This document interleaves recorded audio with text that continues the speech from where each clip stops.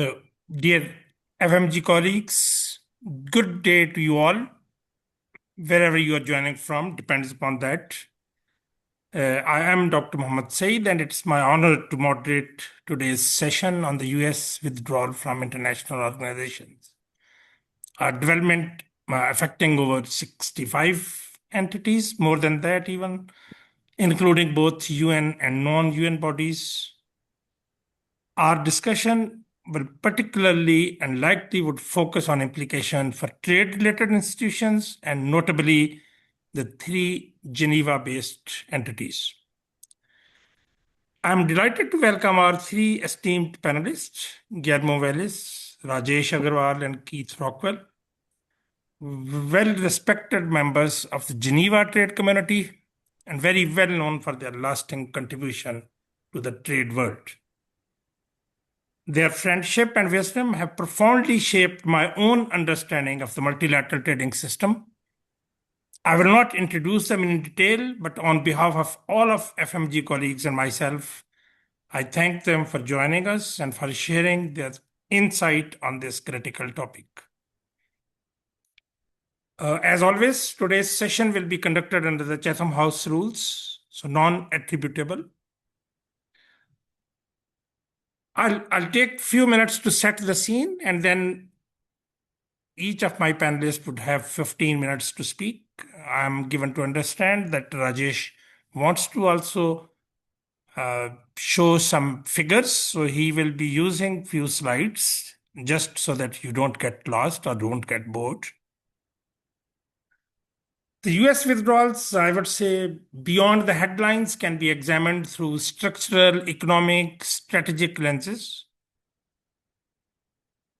The first thing when I was preparing my notes was that how could we see what was the motivation and the policy rationale coming from the US? Are these steps naively or only cost saving, or deliberate policy choices to prioritize their sovereignty, reduce economic burden, and align with their ideological priorities? Do these actions reflect a coherent rejection of the multilateralism or just targeted disengagement from perceived inefficiencies and biases? Moving on, it would have implication for the trading world. And the question could be that how do reduced US engagement and leadership affect the legitimacy, effectiveness, and reform potential of these institutions? What are the long-term costs to US national security, its economic competitiveness, and soft power too? Being part of the multilateral trading system, how might allies, smaller nations, and emerging powers such as the China, others, the EU as a bloc, respond? Who will fill the institutional gaps?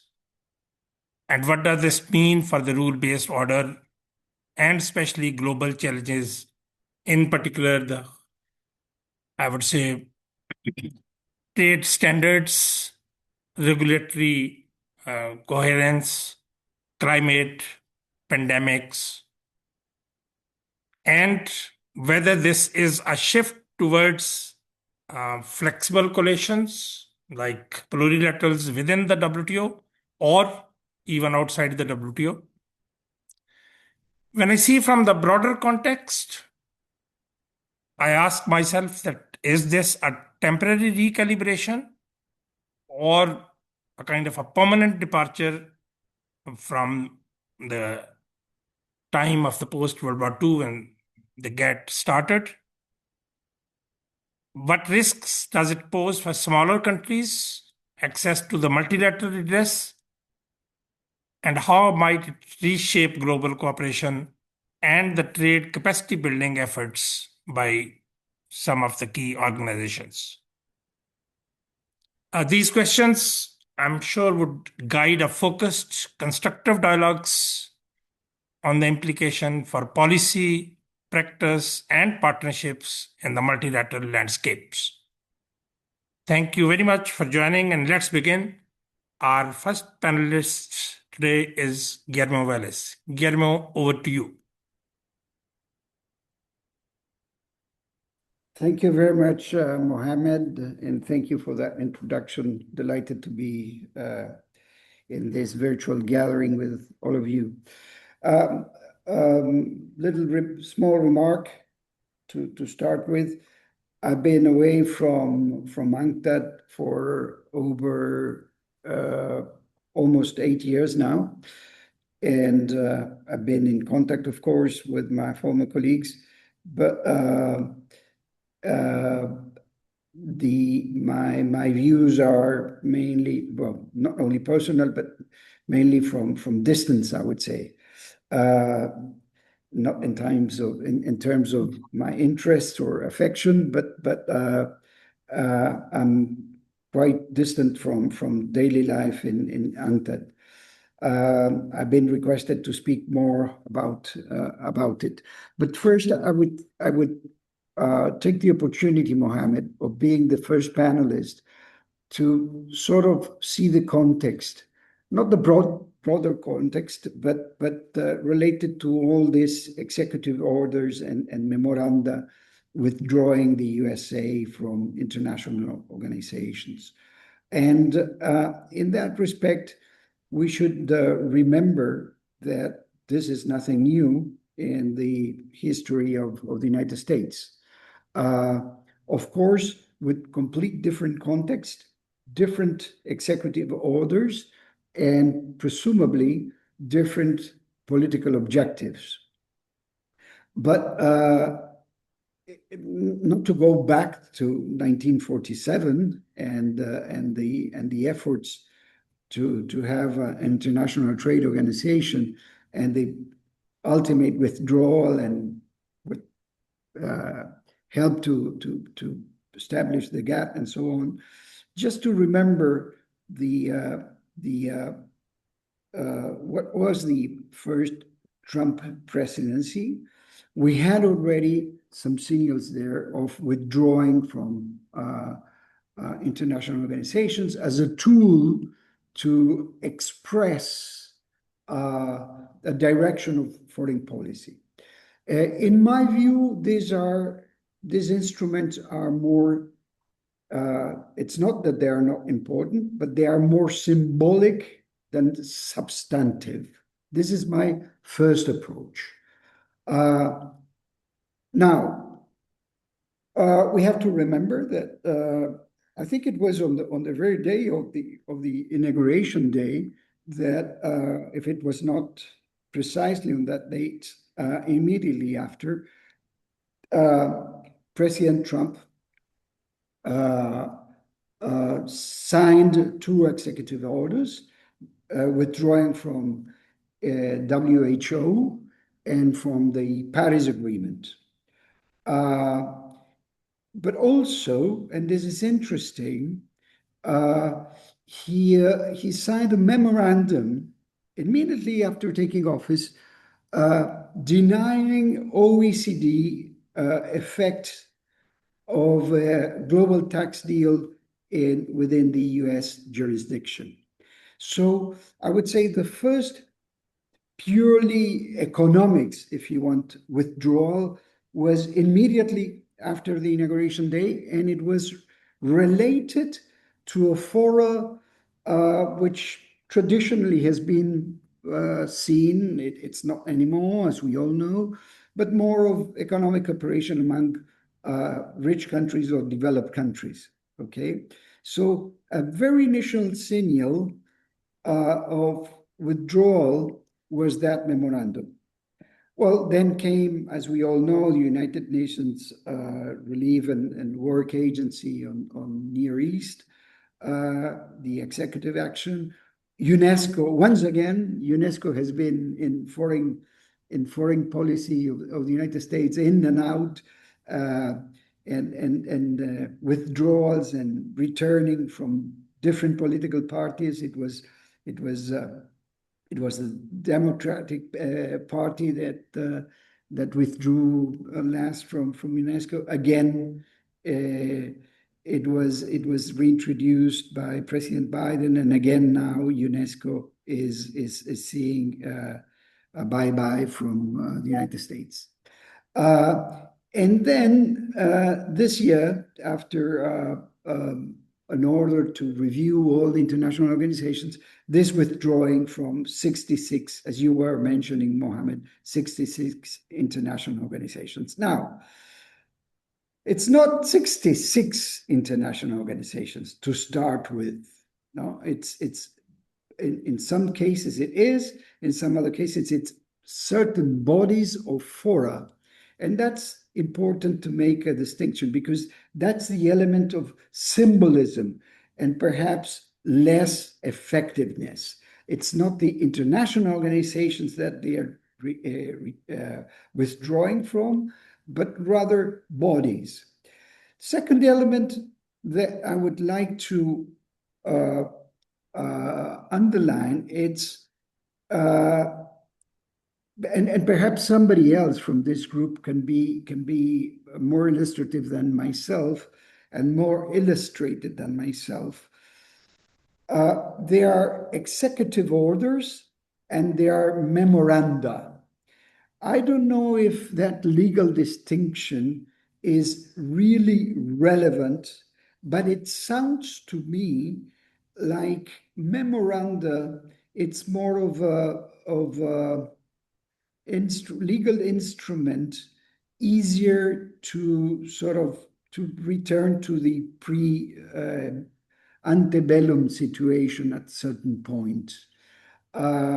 It's related if you are withdrawing from an organization. Also, there is another element, not only executive orders, but perhaps the intervention or the potential intervention from Congress could be greater. These are question marks that I put to discuss. But what does this memoranda, withdrawing from these 66 international organizations, as it is called in memoranda, do? It seizes, it mandates, it orders all executive departments and agencies to cease participation in and funding of. And when you start analyzing the different bodies and organizations, in some cases, it's more relevant the funding of. In some other cases, they are not funding it particularly. It's part of a general budget, like it is in the case of the United Nations, and we will see it in a moment. But it's more relevant the ceasing of the participation, in my view. Okay, so I would say distinction between the international organizations or bodies, distinction of what is being seized, and distinction of the different legal instruments. I think this is a matter that could help analysis. Now, if we go into the 35 non-UN organizations, we broadly see there, it's a mixture. I cannot find one single pattern. No, it's a mixture of all. If we are going to concentrate on trade and economics fora that the United States is withdrawing from, I would say that in those 35 non-UN organizations, I would name the International Tropical Timber Organization, because in the past, at least, it had an influence in terms of analyzing and also sort of consensus building among tropical timber exporters. And the withdrawal of the United States from that organization, it could mean something, at least for those countries and producers. Perhaps this is more a question of the past, in my view, than present. And certainly the withdrawal from the IPCC the Intergovernmental Panel on Climate Change, that definitely is relevant for all the discourse on trade and environment. Now, if we move quickly to the 31 UN organizations, the list of those trade and economic bodies, Mohammed, we see there, in my view, I would say 7 bodies, and here it's clear that I would call it bodies, because they all pertain to some organization.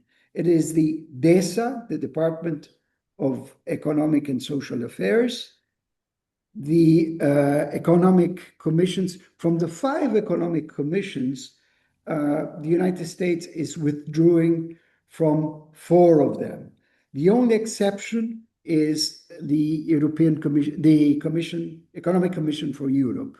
Okay, the other 4, they are withdrawing, and then UNCTAD and ITC. If we concentrate on the trade and economics, no? So it's 7 bodies. Now, there are, I would say, 2 elements that I would like to underline at this point. The first one is, where does the U.S. where is the U.S. still remaining in compared to the withdrawal of UNCTAD and ITC? Because that also shows the interest. You were asking yourself, Mohammed, what are the policy objectives? What are the targets? What are the clear targets beyond, of course, beyond saving taxpayers' money and all that? I would say demagogic element, because after all, we're talking about small money when we talk about the complete 66 organizations. It's very small money, but the policy element.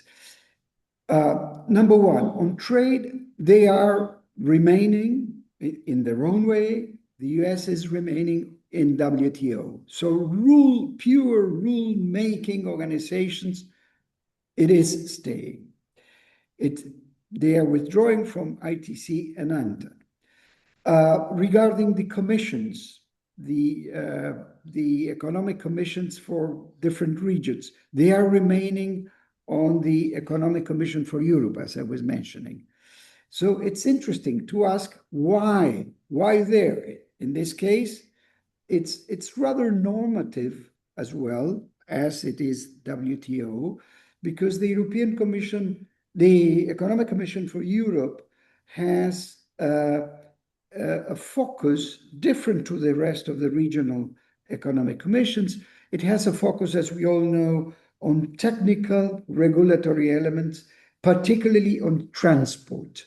Okay, it's less of a policy oriented and more of a technical organization. So that's where they are remaining. Out of the 5, only 1 they are remaining. And DESA, the Department on Economic and Social Affairs. Well, in my view, that they are remaining in ECOSOC. So the Economic and Social Council, the Economic and Social pillar of the United Nations, the US is not withdrawing. So what does it mean to withdraw from DESA, from a department, by the way, which is the secretariat, the secretariat body that helps the work, the functioning of ECOSOC. In 3 minutes, I can wind up, Mohammed. So what counts is, where are they remaining? In terms of UNCTAD, to be very frank, I don't see direct impact into the conference. As you know, UNCTAD, it's a conference of the General Assembly of the United Nations. So in terms of budget, the budget, what counts here, it's the general budget and what is the policy line following the United States in the Fifth Committee's discussion. Overall, it's a line of the general budget. In political terms, if you want, I don't see that the withdrawal of the United States will have an impact on, I would say, the technical analysis and the political analysis of UNCTAD. It will certainly weaken the influence of the United States. It's more of a burden to the United States. It will lose influence. It will lose intelligence. It will lose agenda setting capacity. So if UNCTAD, in the view of the US, was a fora inclined to not only analyze, but to support the developmental issues and concerns of not only least developed countries, but developing countries in general, of a kind of a less free trader forum. Well, the withdrawal of the United States would mean that they will save little financially, but have greater losses in terms of the agenda setting. So that vacuum that the United States leaves in UNCTAD presumably would be covered by other actors, and perhaps other actors more inclined to consider the developmental aspects of international trade. So if the objective is to to undercut fora in which globalists' views and analysis and debates related to development issues that could put, presumably, US interest in peril, well, these measures will only weaken its position and will only give more space for a more pro-South kind of view. So little gains in terms of finances, not huge impacts beyond what we have already seen, beyond what the discussions that we already have in the Fifth Committee, and less capacity in the agenda setting for the United States.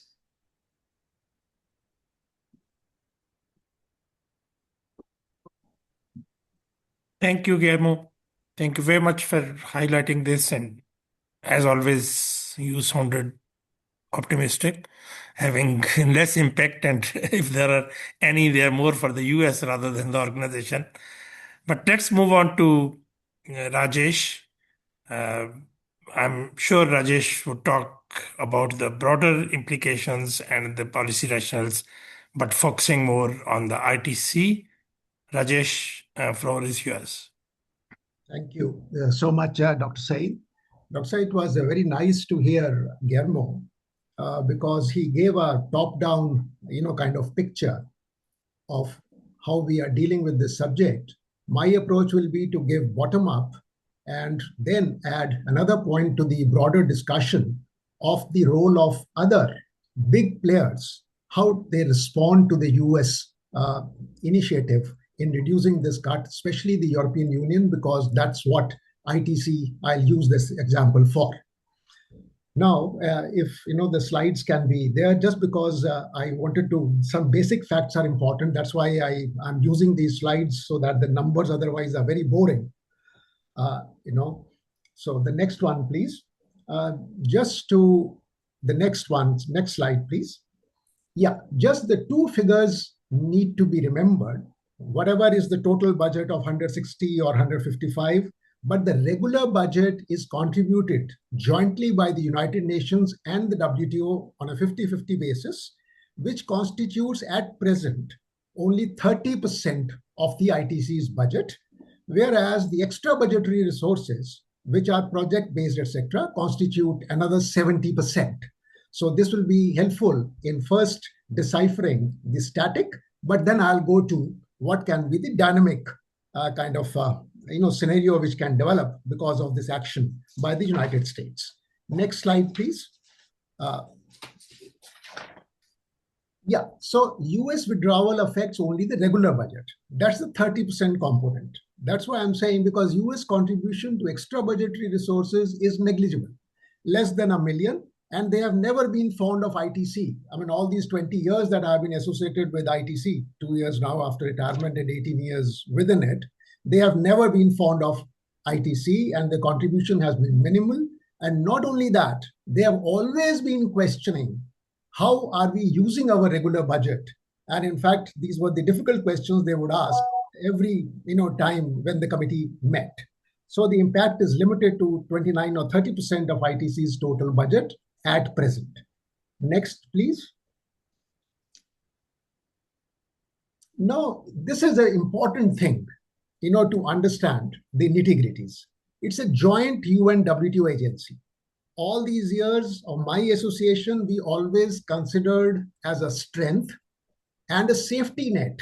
If one of the parents tried to behave funnily with ITC, the other, especially the WTO, during Mr. Lami's time and even otherwise, has always been very supportive of ITC, and WTO itself was more powerful in that sense from the members' perspective in those days, when the UN was already kind of losing its relative influence. The most important point is not 50-50. The most important point is that each parent organization matches the lower contribution of the other. It is not that they can say that I pay this much and I will keep on paying this much. If UN reduces, WTO has to reduce at least that much. That's the implication, and vice versa. So that's a very important, kind of consideration which should be kept in mind. The next slide, please. Yeah, now ITC has been told that the UN Secretariat will reduce its contribution by 11%. I mean, 22% is contributed by the US. So they have given the figure 11%. Perhaps the argument was that since it is 50% of the organization, so let's also reduce the US contribution by 11%. I mean, it is ad hoc kind of a thing, but this is the fact. Now, and the WTO will match this at least. And from 45 million, it will get reduced to 40 million, which really is neither here nor there. 10, 12, 13 positions will go. That's what it actually means. Next slide, please.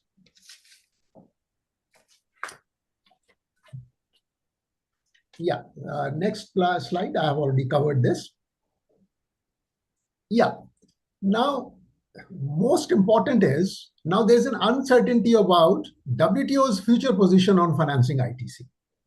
ITC is 10%, I'm told, of the WTO's budget. And this is the only external organization which is funded from WTO, by WTO. So what will be United States position? If I am their delegate, I will start by saying that make it zero. Having, they don't recognize this. So it will depend on how the other members, especially those who contribute much more, the European Union, China, I know these large donors, contributors to the WTO budget, will have a lot of say in how to handle the United States' emerging position from the WTO's budget. Now, therefore, there will always be a risk of reduced or withdrawn WTO support unless the other members, so it will depend on the members' positions. I'm sure I can kind of guess what will be the US position. So, whatever we have been considering as our strength is actually now at least is being perceived as as a weakness. That is the dual control of this organization. Next slide, please. Yeah. Now, the extra budgetary 70% contribution is only 2 to 3 year commitment. It is a limited long-term funding predictability, unlike the regular budget, which was actually the foundation for the ITC's structure. Then, not only that, there's a high concentration among a small group of donors as far as extra budgetary contributions are concerned, which goes towards the end of my slides. Next slide, please. You will see the total European contribution is 88-90%. European Union itself is 57%. Bilateral European donors, which Switzerland, Norway, all Germany, EU plus non-EU, 31%, and UK alone is about 10%, just to give you the relative picture. Then South Korea, 5%, UAE, 5%, and all others put together, China, Canada, USA, then there's a MasterCard Foundation, is only minimal, 2%. Therefore, it is a European organization in that sense of the term. Next slide, please. So what I'm trying to say is strategic implications. ITC is increasingly a Europe-financed organization, and any policy shift in the EU trade-related technical assistance pose risks. Let me tell you, ITC has always been worried about what will be the emerging EU policies, especially when it has to make more defense expenditure on its own, when it has to contribute to Ukraine's reconstruction. So that is one part of it. What will happen to contribution towards aid projects, and especially the trade-related aid projects going forward? Then even more important, I would say, is the choice of implementation agencies. Look, ITC started becoming a beneficiary when Arantxa became executive director, knowing the EU system very well. So quite a lot of money which they used to give to UNIDO got transferred towards ITC. That is one. Now, what will be the competition with EIF, for example? How will the European countries view this? Not only this, EU, see, especially, I'm being very frank because of the closed door meeting, after China's inroads through the Belt and Road Initiative, etc., since 2012, 2014 or something, we started getting questions even from the Scandinavian countries, Nordic countries, who have been very neutral towards their development assistance, that what am I getting in terms of foreign policy leverage by transferring money, development assistance through a UN organization like ITC. So we used to actually, we have to create some answers to those funders all the time. So that only brings to my mind that, the risk cannot be, neglected, especially when the entire Pandora's box has been opened by the US funding. Now, the last slide, no, this is the last slide. So, what I mean to say is that it may be a small money, but members' perception of the relevance of the organization becomes more important. So I'm contributing to the overall debate and raising a question that how will the other big donor countries, will respond to this action from United States, and especially when I'm sure the United States will also reduce or will make WTO, reduce its contribution in WTO. All those issues will be important because of the specific control or the unique control of ITC by the two organizations in going forward.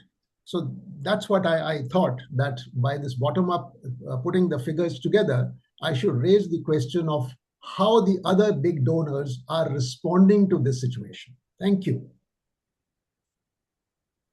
Thank you, Rajesh. And thank you very much again, putting it and dissecting it to the nitty-gritty to substantiate the quantum of its impact.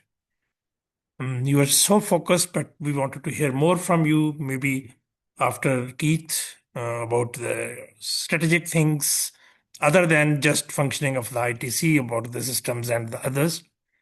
But as Rajesh said, that if one of the parents starts playing mischievously, a perfectly right time to bring in Keith, who has spent almost the whole of his professional life with the WTO, and WTO being one of the parent of the ITC, and also holding the 50% purse, how you would see the overall implication, and especially keeping in view the impact on these organizations. Keith, it's your turn. Thank you. Thank you very much, Mohammed, and it's great to be with everybody once again. I'd like to look at this from a slightly different perspective. I think we need to look at what has happened, why it has happened. I'd then like to focus a little bit on what this means for the WTO, and then the all-important question, which will obviously be the most difficult to answer, which is what comes next. So this is not something that anyone should be terribly surprised about. As Guillermo mentioned, there were indications from day one, there were indications from the first Trump administration of the hostility that the president and his associates feel towards multilateralism more generally. So following the review that was launched last year at the State Department, on the 7th of January, the president announced the U.S. withdrawal from these 66 organizations. Previously, WHO had been targeted. Previously, UNESCO had as well. And I'd like to cite what Marco Rubio had to say when this took place. He said, the Trump administration has found these institutions to be redundant in their scope, mismanaged, unnecessary, wasteful, poorly run, captured by the interests of actors advancing their own agendas, contrary to our own, or a threat to our nation's sovereignty, freedoms, and general prosperity. Now, there's a lot in there that tells you the motivation behind the Trump administration. They don't like U.S. power being constrained. We've seen this, whether it's by international organizations, whether it's by trading partners, whether it's by the markets even. They don't like this. The president likes to have a free hand in whatever it is that he does. The second thing that's clear is that those organizations that have been targeted tend to fall into very specific categories, dealing with topics that the president does not like. The environment being one, development being another, reproductive rights, anything to do with gender. If you go back and look, almost every one of these organizations falls into that sort of a category.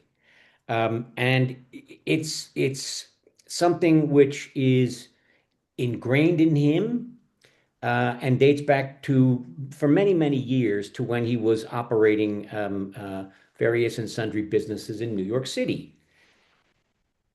While this is a tragic development, and I think it's particularly harmful in the areas of environment and health, I think it behooves us to take a step back and say, are they completely wrong about everything that they've said?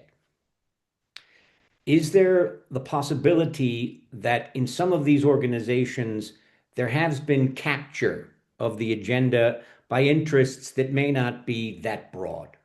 Certainly, the WTO has been accused of this time and again. The irony, of course, is that the WTO has been accused of being the handmaiden of the US, and that it only represents the interests of corporations. Now, for those of us who've worked there and seen the way it functions, we know this to not be true, but This is a narrative that has been there for some time, and it's true with other organizations as well. And we did see this to a certain extent with the WHO when we tried to cooperate with them during the pandemic. Their agenda and ours were not aligned. We were not able to intervene on the issue of TRIPS, which they found to be very, well, they couldn't understand it. And they took quite aggressive positions that we had to push back on hard because we were being watched very carefully by everyone. So the fact is that when the people of the United States look at these organizations and say, what have they delivered for us? We haven't done a very good job of explaining that. Maybe one of the very few that has is UNICEF. No one ever wants to cut UNICEF. Of course, their budget comes from extra budgetary means as well, but that's something that needs to be looked at. Now, the evidence in what I'm saying is plain to see.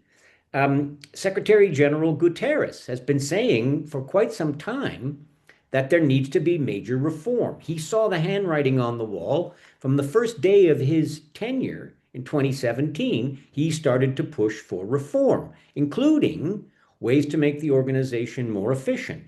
Do you really need to have 4 or 5 agencies or bodies doing roughly the same thing? He's looking at this more carefully.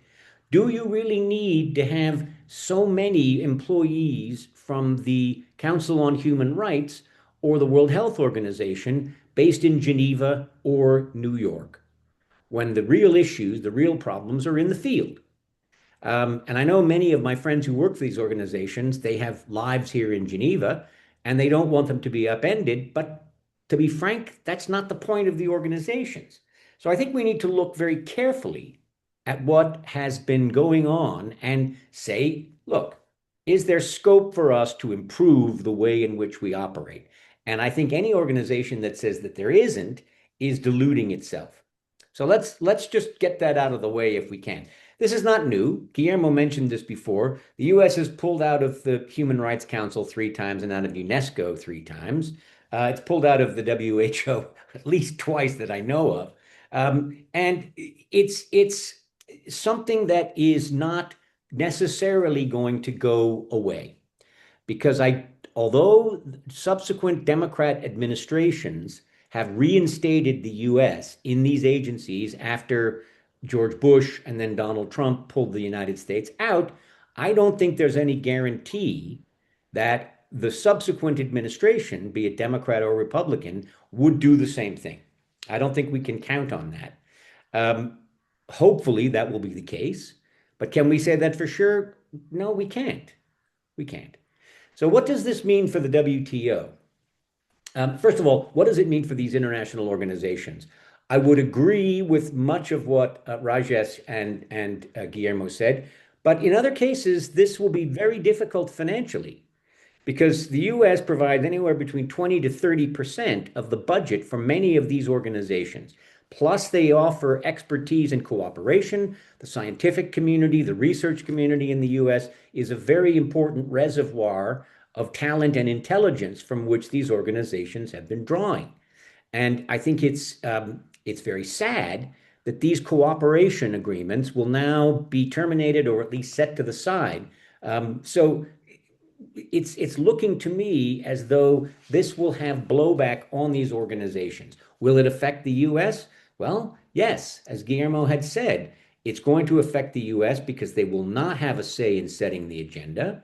They will not have a say in gathering intelligence, and they will not be able to influence what is going on in other parts of the world. My concern is that I don't think that this administration cares very much about that. I think that they're very much dedicated to the Western Hemisphere, and they're showing very little interest in the rest of the world. So that's something for everyone to keep in mind. Now, what does it mean for the WTO? The first Trump administration was, needless to say, it was a rather rocky relationship between the Trump administration and the WTO. Trump had been excoriating the WTO from the sidelines for some time, and he continued once he took office. Bob Lighthizer, his U.S. trade representative, is a guy who knows trade well. He's a controversial guy. Many people don't like him. Many people don't agree with him, but he is very clever and he knows his way around. He was able to persuade the president not to pull out of the WTO. And one of the ways he was able to do that was by taking on and basically neutering the dispute settlement function by blocking the appointment of the appellate body jurists. Absent verdicts coming out against the US, there was less of an incentive for the Trump administration to pull out. Now, things improved a lot following the rather low-key meeting in Davos between then DG Azevedo and Trump. And Trump hit it off with Azevedo, and Azevedo said, look, we need to reform. There is no question about that. And that's true. That's true. As with Secretary General Gutierrez, the Director General Ngozi has said the same thing. The membership has been extremely vocal about reforming the organization. It's not delivering. So the fact that the administration came in and saw this organization that had been weakened, they saw an organization that was failing to deliver across its various, well, perhaps less so on the issue of monitoring and surveillance, but very much a disappointment, I would say, for most of us in terms of certainly rulemaking. Jameson Greer is an acolyte of Lighthizer's. He has been critical in hearings before Congress.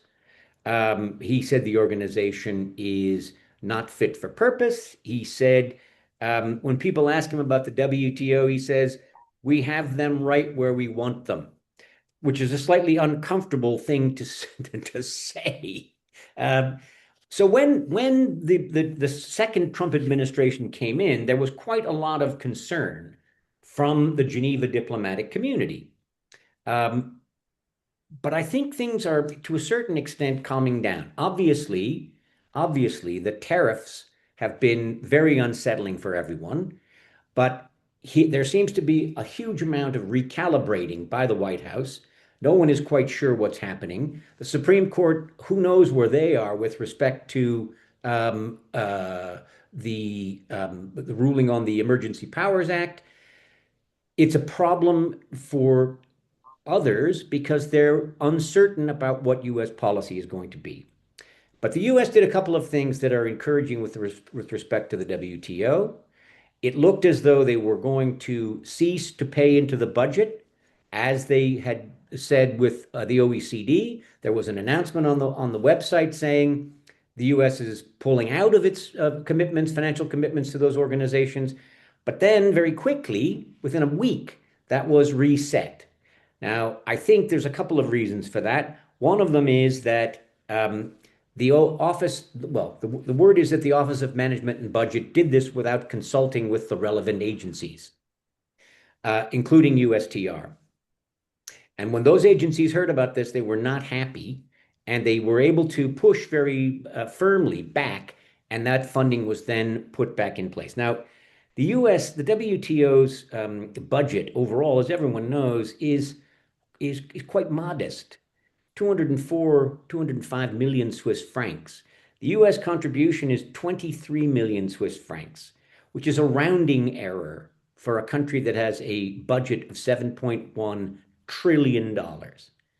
The fact that the White House has sent DJ Nordquist to be the deputy DG, the fact that it has sent Joe Barloon to be the ambassador, whether you agree with them or not on certain things, there is no doubting that they are qualified for these positions. And that is an indication of the seriousness of the US to the WTO. Then they put forward a paper on reforming the organization, which again, many people found difficult to swallow, but it was a constructive paper in many levels. It focused on areas of reform that were not new, including the use of special and differential treatment, including the dispute settlement function. It introduced as well this animosity towards the most favored nation principle.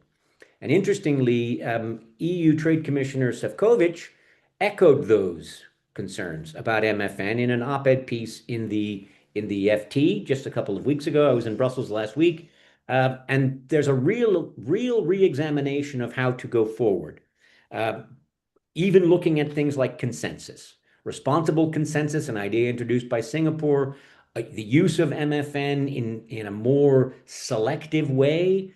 These are the sacred cows of the WTO, and now they're being looked at in a way which heretofore would have been inconceivable. So let me just conclude by saying just one other point. The U.S. does benefit in a very major way from its membership in the WTO. We don't hear a lot about this from the president, but in terms of trade and services, the U.S. had a $300 billion trade surplus last year. In terms of intellectual property, the U.S. raked in about $200 billion in terms of royalties and licensing fees. And if the president doesn't take this on board, I can assure you that Silicon Valley, Wall Street, and Hollywood do.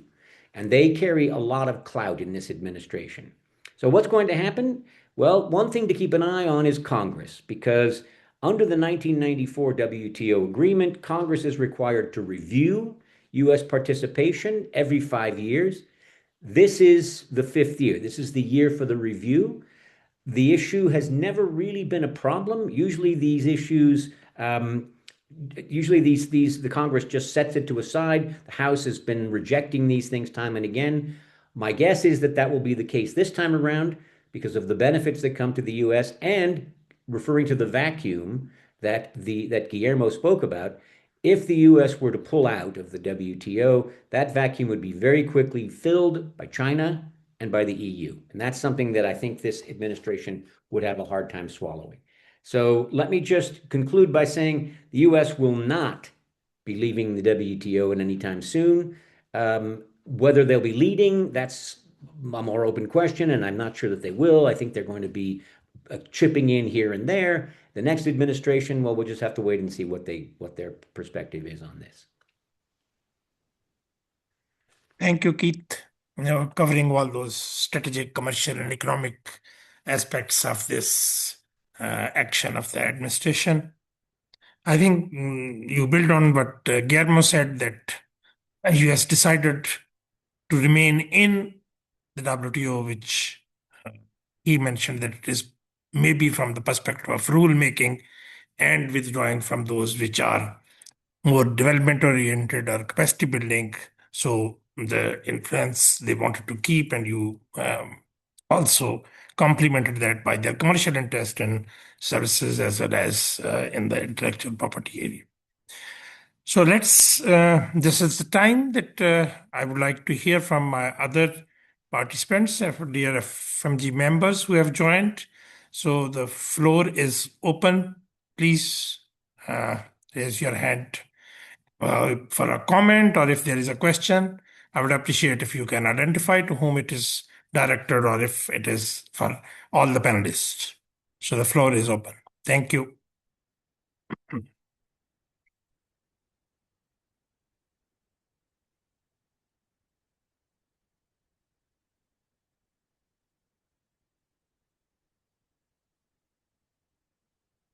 Is there no hand raised, or it's me who is not seeing it?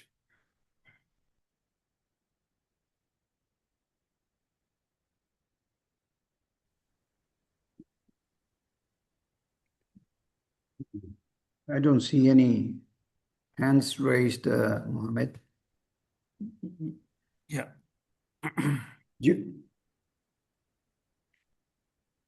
Can I make a short comment? Yeah, Very short comment please. and Sure, questions. Please go ahead. Well, I thank Rajesh and Keith for the very interesting remarks. Keith, what's your understanding on the approval at the end of December of the president of a new budget to pay the arrears to the UN? I understand that's a big package already authorized by the president. and it seems to signal the usual, if I may, tactics in which he is offering somehow a way out for the United States regarding the UN. Have you heard what's your assessment of that authorization? I think it's about $2 billion, isn't it? I don't know the answer to that question, Guillermo. I would say this. I would say that policy as it's being, and I see Bill Reinsch has got his hand up, and Bill knows about this better than I. The policy that is coming down in this administration is not carefully thought out. There is no basis of consultations. There are no committee hearings, unlike under the existing statutes. And you mentioned earlier the difference between memoranda and executive orders. Both Yes. of these are much, much less meaningful than actual law. Think of all of the executive orders that Biden signed. They've all been washed away with the tide. And none of Yes. these trade agreements none of them have gone before the Congress. None of these trade agreements have lasting value. The next administration could scrap them instantly if they so desired. So I think it's very important to understand that a lot of this policymaking is based on things like whether or not someone joins the Peace Club or provides a Nobel Prize or does things which are completely and utterly unrelated to trade policy. Given that, I think analysis becomes very, very difficult and complicated. I'll stop there. Thank you, Keith. Bill, please go ahead. Bill, you're muted. Yes, thank you. Can you hear me now? Yes, loud and clear. Thank you very much. I just wanted to respond to something that Keith said, and then to add a note. I believe the 5-year congressional consideration was last year, and it passed uneventfully. There was talk of resolutions to withdraw that were rumored to develop. I think one may actually have been introduced in the House, but there was no action. So I think from a legislative standpoint, the organization is safe for another until 2030. From an administration standpoint, I think that Keith is correct that Bob Lighthizer essentially saved U.S. participation in the organization in Trump 1.0. I think his message to Trump really was, it's a useful tool. And as long as it's a useful tool, we should stay in. And of course, I'd say that was before the U.S. lost a pile of dispute resolution cases. The cases that were brought against the Trump tariffs were mostly resolved in the Biden administration, or the decisions came down in the Biden administration. So Trump didn't have an opportunity in his first term really to react to what the WTO was doing. Now he does. And as Keith has said, so far the signs have been positive. The ambassador has been appointed. The deputy director general has been sent over. I'm told that they've paid the 24 overdue back dues, so only 1 year is outstanding. These are all good signs. I would just say that Trump is unpredictable. He thinks that's good, by the way. I think he believes it gives him more leverage in negotiation. I think he's wrong about that, but and the message he really sends, and Keith alluded to this, is that the problem we have right now is that no agreement is final. Every one of them is subject to further negotiation. If he gets mad at somebody, he's come back at the Koreans, he's come back at the EU, he's come back at the UK. It's only a matter of time before he comes back to the Indians. They haven't had time to do anything that irritates him in the last couple of days, but they will. And so nothing is ever final. He believes that gives him more leverage. It also suggests, in the case of the WTO, several bad dispute settlement outcomes, several negative panel decisions may set him off. I mean, these can be appealed into the void. I mean, there's not immediate consequences for the United States, but he may very well decide in the face of some of those, and there will be some, we all know that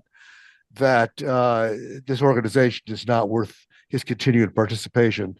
So, maybe not. Maybe prudence will prevail, but I wouldn't assume that everybody's safe for the duration of his term.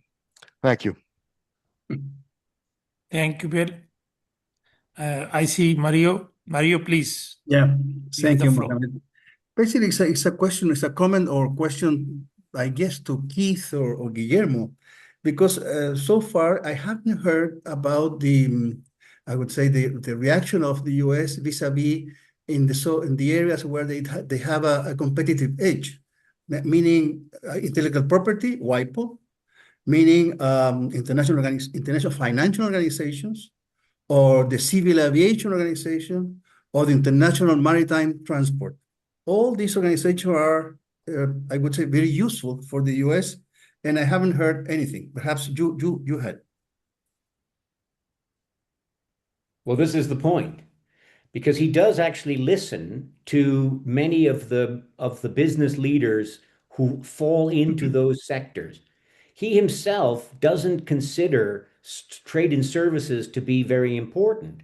But it's where, as you rightly say, it's where the US competitive advantage really lies, and innovation as well. But he has the fact that the Silicon Valley crowd is all en masse gone over to his side, is in some ways advantageous because he seems to listen to them. Apparently, when he was going to send the National Guard into San Francisco, the Silicon Valley people said, "Don't do that," and he didn't. So I think if he thought for a second that the competitiveness of the United States would be undermined, or that rulemaking would take place in a way in which the U.S. would have no say, I think that's something that he understands, and I think it's something which um, is for the moment at least beneficial. And I agree with what Bill said. I mean, you never know from day to day how this guy's mercurial personality will manifest itself.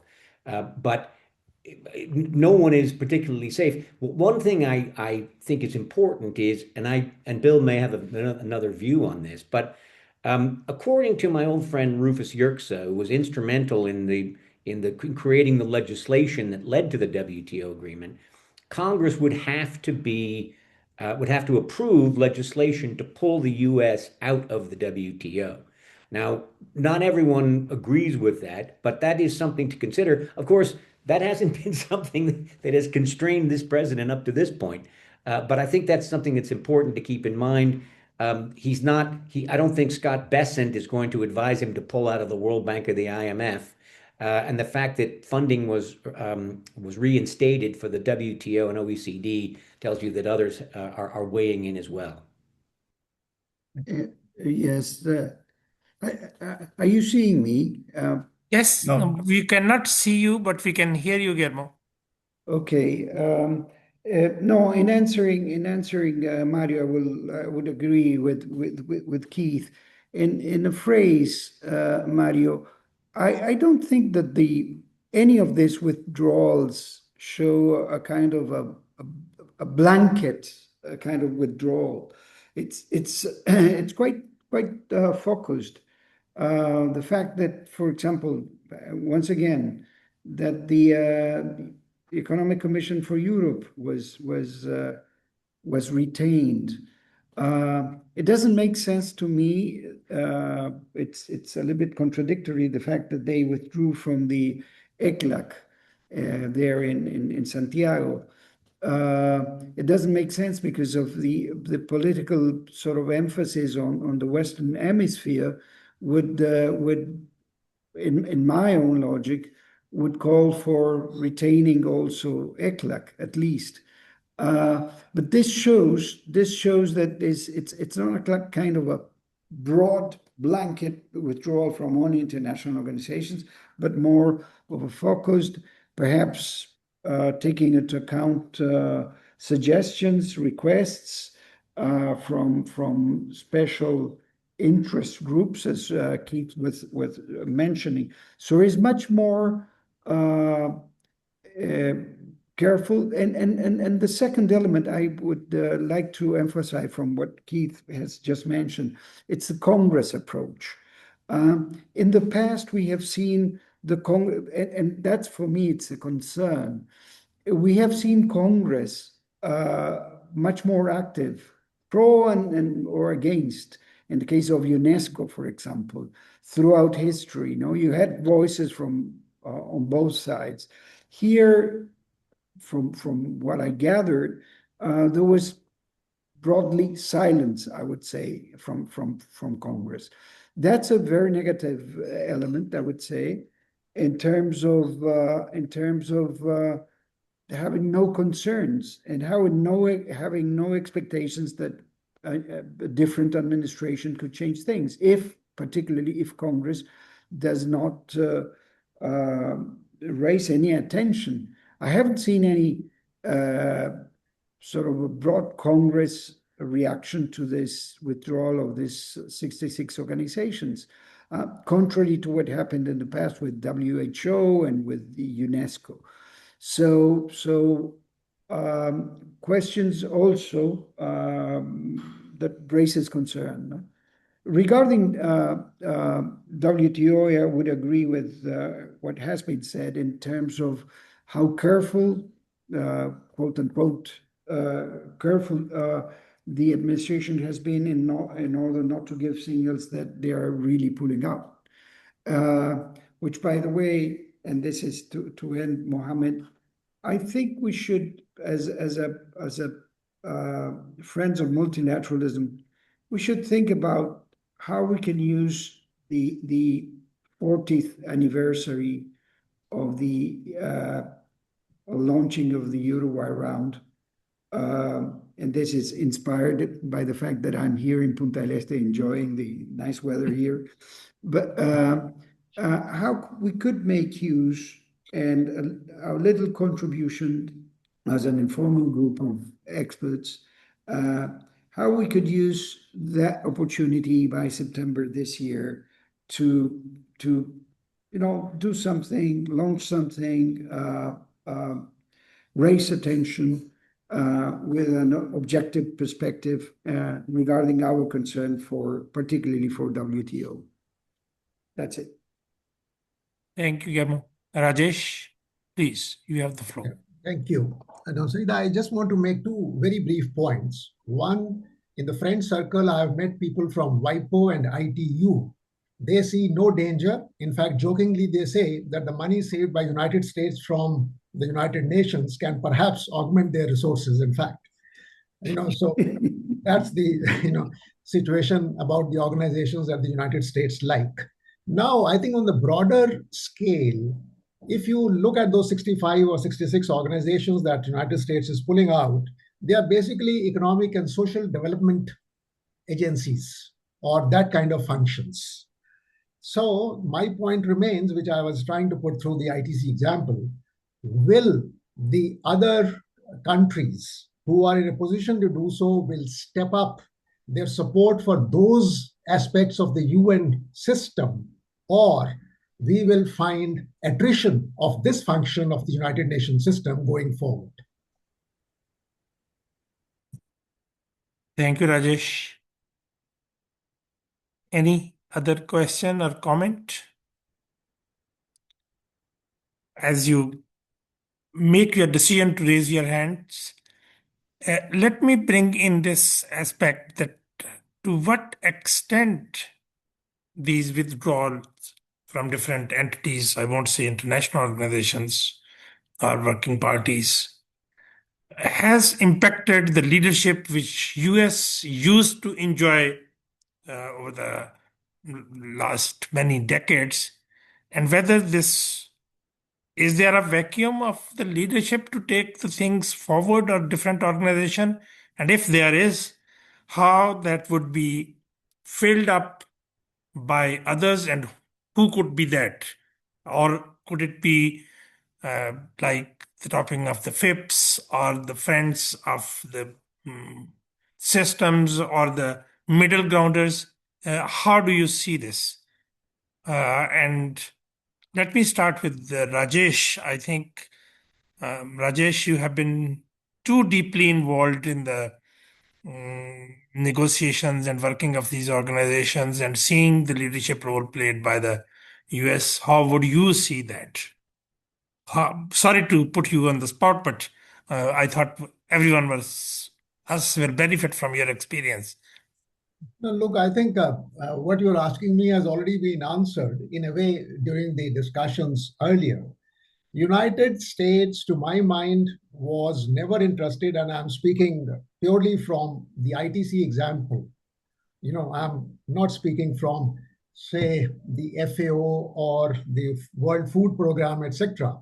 They were not using the UN as far as trade is concerned. I would say international trade is concerned from a development perspective. Now as a former Indian delegate, I would say it is always an uphill task to fight the United States in the UNCTAD 4-year conference every 4 years.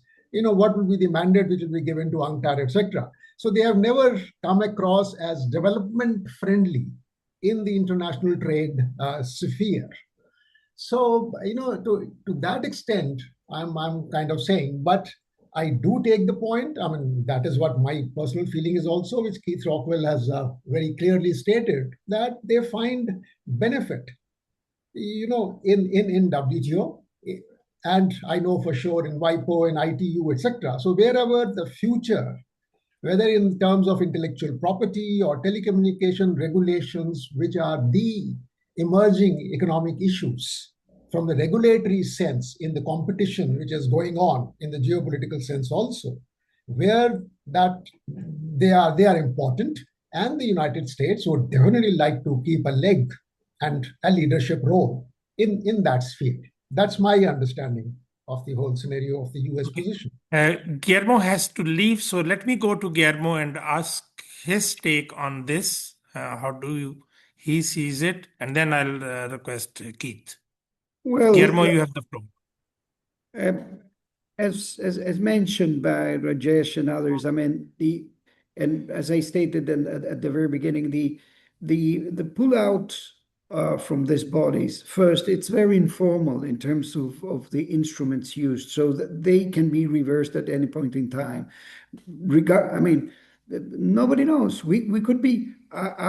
I wouldn't be surprised if by the end of this week we have a complete different turn and say and cherry picking and say, well, by the way, it's interesting to return to this or that organization. So this is very mercurial. This is it's very unsettling as well. But this is the facts. This is a fact. My view is that things could change regarding the U.S. position according to what the Supreme Court finally states regarding the pure trade instruments used by the U.S., domestic laws used for this policy approach that Trump has taken. That could, in my view, really start changing the course of the actions, not in terms of the policy direction, but in terms of restraining the power of the presidency, of this presidency, regarding how the U.S. is treating the organizations and the rules-based system. So I put perhaps, and Keith could tell us, but I put a lot of hope in that decision by the Supreme Court. Thank you, Guillermo. You have brought a different perspective into it, and that too legal. But let's hear from Keith before Sorry, I can opened request a Victor. different page on this. Yeah. Keith? Well, just to Please. respond to what Guillermo said, I don't know what's taking the Supreme Court so long. I think they are terrified of incurring the wrath of the president. The Constitution is very clear. Article 1.8 says that the power for trade and for raising taxes, by the way, rests with the Congress. That it's very clear. Now, if they come out against what he says, what he's done, my view is, and Bill may have a view on this as well, he will revert to existing statutes like 301, like 232, If he does that, it's still a much preferable route because it means he has to follow the laws. And that means he has to consult. It means there have to be hearings on the Hill. The Congress would be involved again instead of this sort of knee-jerk response to something he doesn't like and saying, I'm going to tariff you for this. I would just respond to something that Rajesh said also, which is the concern, I think, with respect to development is that there's not a common view on what development actually is. Is it the Indian model? Is it the Singapore model? Is it the China model? Is it the Chile model? They're all very different. And I think the concern is, does development necessarily mean that you derogate from the WTO rules? And if that's the case, then what's the point of making rules? Particularly when you see powers like China, and the Chinese deserve credit for this, who have been classified as a developing country while at the same time being far and away the world's largest exporter. Thank you, Keith. Victor, please, you have the floor. Thank you, Mohammed, and great discussion. Congratulations to you and to Rajesh, Guillermo, and Keith for the great presentations that they've made. I have a very quick comment, actually. We're discussing whether or not the US withdraws from the organizations. And I think we all agree that it would be nice if they stayed. Yes, fine. But one thing to keep in mind is to what extent will the US and others, to what extent will they be really committed to the functioning of these organizations? Even if they stay, they may stay and then do nothing or even jeopardize the organization. And this is another interesting discussion that we perhaps should have. I mean, I see, for example, the US questioning MFN, but not only the US, the EU now has questioned MFN, which is one of the pillars of the organization. So it's not only the US, the EU is also sort of having second thoughts about the rules and basic rules like MFN. I saw just last week an article by Margrethe Versteger. She's the Danish former competition commissioner in the EU, saying that we should ignore the old world order, that there's no use in reforming any of these organizations and focus primarily on disciplining artificial intelligence. That we're, this discussion about the existing institutions and etc. is a past. It doesn't bring us anything. We should be looking to the future because these institutions are beyond repair. I mean, this is not a commentator. This is somebody who has a lot of clout in the European Union. So again, we need to think about what will the US, the EU, and others, how will they continue to use the organizations or not? Thank you. Thank you, Bill. Thank you. I just first, I agree with Victor that I think the MFN issue is one that needs a lot more discussion, and I hope this group will get into that. What the EU did, I think, is much more significant than what the US did. The US has been stripping away at MFN for a long time. The EU has been vigorously defending it. I think they're somewhat altering their position. I don't think they went as far as the United States is significant.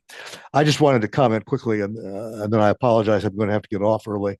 On the court issue, I think Guillermo is right that it's going to be a very important decision in terms of the way it defines the relationship between our two branches of government, the legislative branch and the executive branch.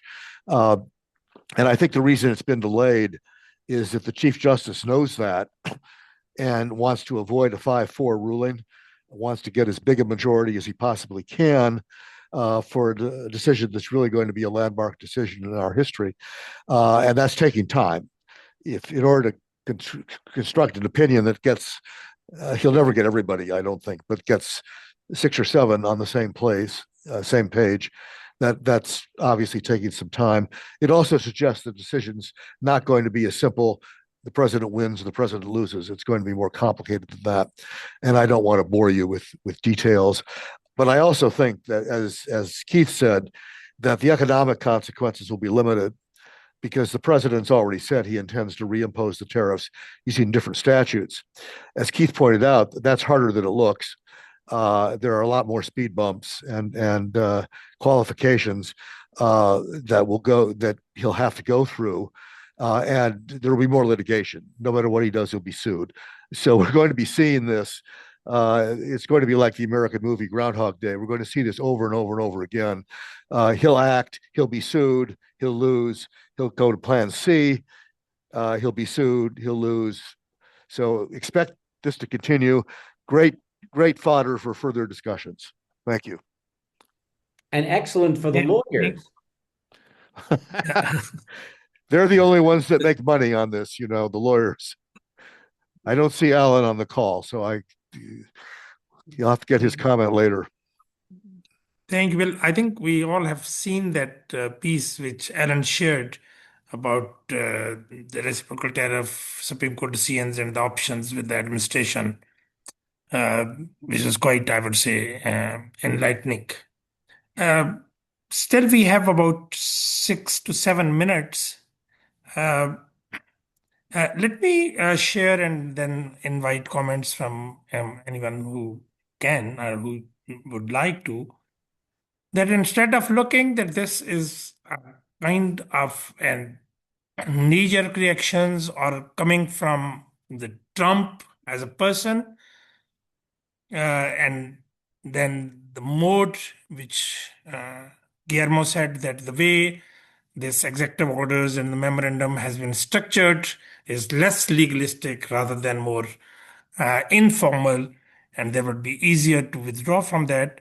But it looks that there has been a lot of probably thinking behind it to see this as a strategic withdrawal, that for some where it could influence the rulemakings or their commercial interests, US has decided to remain in.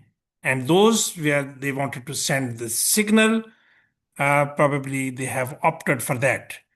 And then again, picking even from the commissions, economic commissions, stopping the funding of DESA and then all the commissions, but keeping the European Commission, which is more, I would say, have focused work on regulatory alignment or the recommendations or the roadmaps. How do you see this as a carefully crafted strategical initiative rather than just being only symbolic for a few of the initiatives? Keith, you or Rajesh or anybody else can comment. Rajesh, please. Yeah, no, I feel that this has been the direction which we have seen from the United States over the last 10, 15, 20 years that I've been in this game. I don't see, it's just a question of style.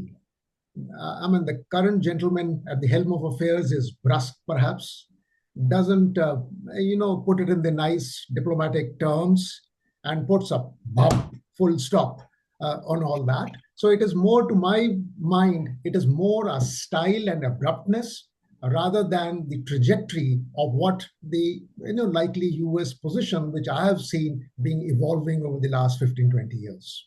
So in a way, I'm saying it is likely to continue. Maybe worded and couched in nicer words. That's it. Keith, you want to comment? I would agree with Rajesh when it comes to the issue of development. And I think the problem there is what I mentioned earlier. I think you'll see a big change, however, if the Democrats win with respect to environmental issues, with respect to health issues, with respect to multilateralism more generally. I think a lot of the problems that we see in the WTO date back, as Rajesh was saying, many decades. And I don't think there's going to be no matter who wins, there's always going to be sort of India and the United States at loggerheads. But I think on the other issues, you will see a change if the Democrats win. I think there's no question about that. Well, thank you, Keith. Any other taker on this? I think we are getting closer to the finish time. I can share briefly what I am taking away, and that is that we need to see this, that this withdrawal of the US, one aspect is the funding, and the other aspect is US participation or lack of participation in the working of these organizations. Secondly, that it is not straightforward that they have announced this within the UN system and probably within the WTO system. The subsequent action of their representative that they have to block or they have to persuade other members, and how other members would respond would translate into the actual funding flow, at least, if not the participation part. And thirdly, I see that was also the commonality of the view that to the extent of this funding is being stopped or reduced, has not much implication, at least for the ITC or for the UNCTAD, if we see that. With that, I would like to thank all the participants and my three panelists in particular. It was a very insightful discussion. And as Victor said, probably we need to go to more nitty-gritty and have more discussion on this to understand and comprehend in the total perspective, from the US perspective and from the perspective of other stakeholders. Thank you very much. Thank you very much for your time. Thank you. Bye-bye. Thank you, everyone. Bye.